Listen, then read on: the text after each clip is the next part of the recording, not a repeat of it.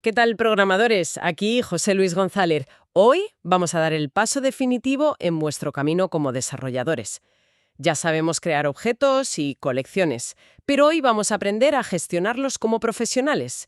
Vamos a ver cómo tratar nuestras colecciones de objetos como auténticas bases de datos, dominando Link y el patrón repository para que vuestro código sea potente, limpio y escalable. Para empezar, vamos a desglosar una idea que es fundamental. Sí, Cuando una aplicación se cierra, los datos que maneja en memoria pues desaparecen. se esfuman. ¿Cómo resolvemos esto? O sea, ¿por qué es tan vital que los datos sobrevivan a la ejecución del programa? Pues a ver, aquí es donde entra el concepto de persistencia de datos. El reto principal, y esto es clave, se conoce como el desajuste de impedancia, o en inglés el impedance mismatch. Suena a concepto de ingeniería pura y dura. Lo es, pero la analogía es sencilla. Es como intentar que un hispanohablante, que serían nuestros objetos en C#, se comunique fluidamente con un angloparlante, que serían las bases de datos relacionales. Entiendo. No es solo traducir palabras, es traducir estructuras completas. Exacto. Los objetos tienen estructuras súper complejas. Clases, herencia, referencias directas, polimorfismo. Un mundo muy rico. Muy rico, ¿sí? Y por otro lado, las bases de datos SQL usan tablas planas, con claves primarias y joins para relacionar datos. Es otro paradigma. La persistencia busca salvar esa diferencia, guardar el estado de nuestros objetos para poder recuperarlos más tarde sin que se pierda nada por el camino. Vale, entiendo el problema de fondo. Pero antes de poder guardar nada de forma permanente, primero hay que organizarlo bien en memoria, ¿no? Por supuesto. Hablemos de las herramientas que tenemos para eso en C#. Las estructuras base. Empecemos por la más común de todas, list T. La liste es la navaja suiza. Es como una estantería numerada. La analogía es perfecta. Mantiene el orden de inserción. Sí, permite duplicados y el acceso por índice, por la posición, es instantáneo. Eso es una complejidad O de 1. Pero tiene un punto débil. Y uno muy grande. Buscar un elemento específico.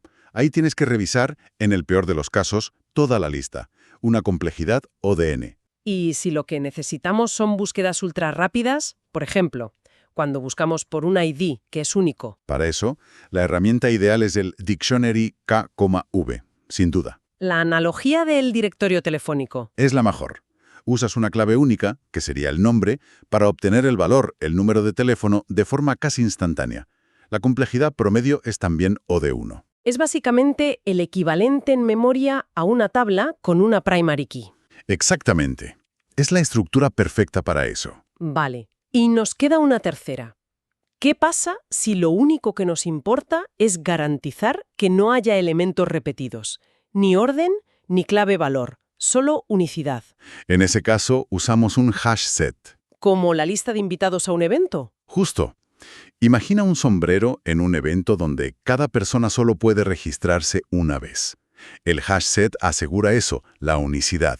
Y lo bueno es que las comprobaciones de existencia, la operación contains, también son de complejidad O de 1. Ah, o sea que es igual de rápido que el diccionario para saber si algo está dentro. Es rapidísimo.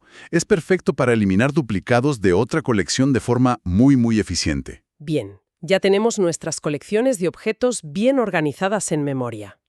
Ahora viene, para mí, la parte más interesante. La magia. ¿Cómo las consultamos sin escribir bucles for anidados que son un lío de leer y mantener?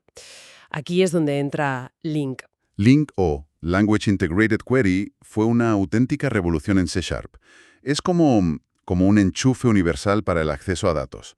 Proporciona una sintaxis única para consultar cualquier cosa. ¿Cualquier cosa? Colecciones en memoria, bases de datos SQL, ficheros XML, JSON, lo que sea. Entonces es como escribir SQL pero directamente en el código C# y encima de forma segura, ¿no? El compilador te avisa de los errores. Exacto. Y hay dos formas de hacerlo, dos sabores. La sintaxis de métodos. Esa es una, usando expresiones lambda. Es la más común y flexible en entornos profesionales. El típico productos.where, P igual P.precios 100. Y la otra se parece más a SQL. La sintaxis de consulta, que es casi idéntica. From P in productos where P.precio 100 select P. Facilita mucho la vida a quien viene del mundo de las bases de datos. Lo fascinante de esto es que el link nos permite tratar nuestras colecciones como si fueran, bueno, como si fueran pequeñas bases de datos en memoria, ¿no? Totalmente. Bases de datos orientadas a objetos, pero de una manera pragmática y sobre todo estandarizada. Tú escribes qué quieres. Programación declarativa. Justo. Y Link se encarga del cómo lo consigue. Es un cambio de mentalidad brutal. Vale, tenemos estas herramientas tan potentes. Pero una buena práctica de ingeniería, y esto se repite mucho, es separar la lógica de negocio del acceso a los datos. Hablemos del patrón repository. El patrón repository es fundamental para escribir código limpio. Actúa como un intermediario, una barrera. Una abstracción. Exacto. Abstrae toda la capa de persistencia. Expone una interfaz que parece una colección normal para manejar las operaciones CRUD de toda la vida. Create, read, update, delete. El pack completo. Y los beneficios son enormes, de verdad. A ver, el principal supongo que es el desacoplamiento. El desacoplamiento o decoupling, ¿sí? La lógica de negocio no sabe ni le importa si los datos se guardan en una list, en un diccionario o en una base de datos SQL en la nube. Y eso me lleva a la segunda gran ventaja, la testabilidad. Claro, puedes crear repositorios falsos, o mocks, para probar tu lógica de negocio sin necesitar una base de datos real. Los tests vuelan.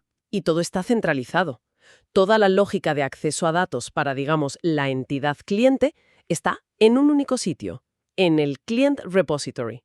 Todo ordenado. Se acabó el tener consultas SQL repartidas por todo el código. Una arquitectura limpia es genial, pero cuando trabajamos con bases de datos de verdad, el rendimiento es crucial. Acceder constantemente al disco o a la red es lento, muy lento. Y esto plantea una pregunta importante sobre la eficiencia, claro. La solución, o una de ellas, es implementar una caché. Que es básicamente un almacén temporal de alta velocidad para los datos que más se usan. Eso es. Se basa en el principio de localidad. Si un dato se ha usado hace poco, es muy probable que se vuelva a usar pronto. Así que lo guardamos cerca, en la caché, para no tener que ir a buscarlo a la base de datos cada vez. Pero la caché no es infinita, tiene un tamaño limitado. En algún momento se llena. ¿Cómo decide qué datos tiene que eliminar? Ahí entran las estrategias de expulsión. Hay varias. Dos de las más conocidas son FIFO y LRU. FIFO es First In, First Out. La más simple, sí. Se elimina el primer elemento que entró, el más antiguo. Es como una cola de supermercado. Fácil de implementar, pero no parece muy inteligente. No lo es. Podrías eliminar un dato que se usa muchísimo solo porque lleva mucho tiempo ahí. ¿Y la otra es? LRU. List Recently Used. Esta es mucho más eficiente. Se elimina el elemento que lleva más tiempo sin usarse. Ah, vale. Asume que si algo no se usa desde hace tiempo, probablemente no se vaya a usar pronto. Exacto. Es ideal para escenarios con alta localidad temporal, como los datos de sesión de una persona.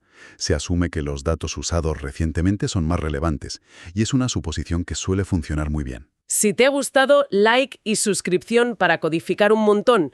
Nos vemos en el próximo deploy.